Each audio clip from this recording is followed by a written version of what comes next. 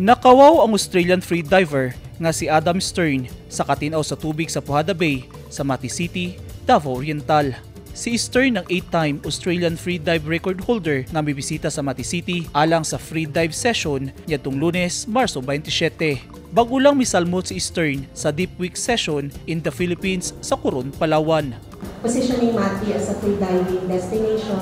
Personal nga giimbitahan ni Department of Tourism kung DOT-11 Regional Director Tanya Rabatan si Stern nga mobisita o mudive sa Puhada Bay. Sa tinguha nga ma-promote ang freediving activities, human nagmalampuson ang First Bay Deep Mati Freediving Festival niadtong Setyembre sa milabayng tuig.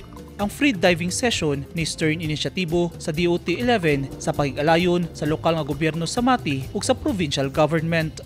Gitambungan ang diving session sa mga piniling divers ug representatives gikan sa Glide Freediving and Spearfishing, Caravaao Dive Center, Philippine Commission on Sports Scuba Diving, Coast Guard Station of Davao Oriental. Mitambong usab ang Naval Special Operations Unit 7 ubos sa Operational Control of Naval Forces, Eastern Mindanao. Human ang first freediving session doon sa Puhada Island, gisaysay ni Stern nga nahingangha siya sa kanindot sa mga corals ug sa katinaw sa tubig sa Puhada. Matud ni Stern, dugay-dugay na usab nga wala siya makakita og dagat nga susama niini kanindot sa Puhada.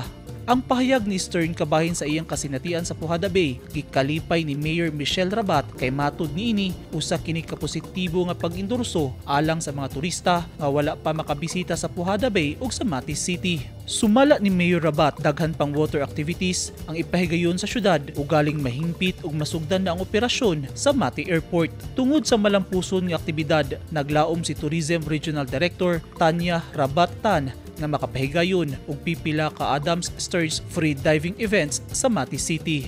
Sama sa Deep Week kung asa ang mga estudyante o free divers gikan sa tibuok kalibutan makabisita og libreng makadive sa diving spot sa pakig-alayon sa lokal nga gobyerno.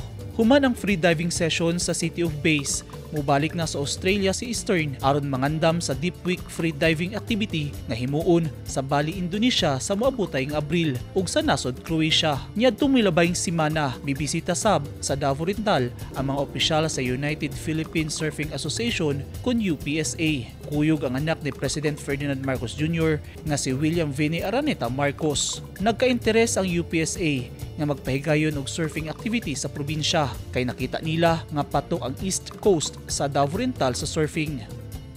Eugene Hinutan, Newsline Philippines, Davao Region. Stay safe.